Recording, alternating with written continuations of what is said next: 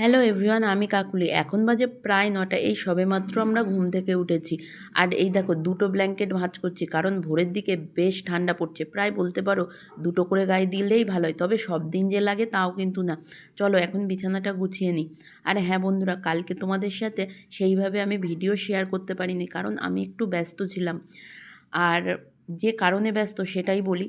আমার বড় জেঠু গত হয়েছে, তাই তোমাদের সাথে কালকে আমি সেইভাবে সময় কাটাতে পারিনি। আর বন্ধুরা দেখো, আজ সকাল থেকেই আকাশের মুখ ভার, দূরের দিকে এখনও কুয়াশাও দেখা যাচ্ছে, এখনও সূর্যের মুখটা দেখতে পাইনি। কিন্তু আজ আমি অনেক জামাকাপড় ভিজিয়ে ফেলেছি, জানি না কি হবে। তো যাই হোক, ঠাকুরমশাইকে ফোন করেছিলাম যে জেঠুর সমস্ত কাজে আমরা যেতে পারবো কি না, কিন্তু বলেছিল যেতে পারলেও শ্মশানে তোমরা উঠতে পারবে না, কারণ শ্বশুরমশাইয়ের 1 বছরের কাজ হয়নি। তো যাই হোক, বাকি কথাটা পরেই জানাবো। এখন ছেলেকে দিয়ে দিচ্ছি বাসক পাতা, আর আমরা একটু চাও খেয়ে নিচ্ছি।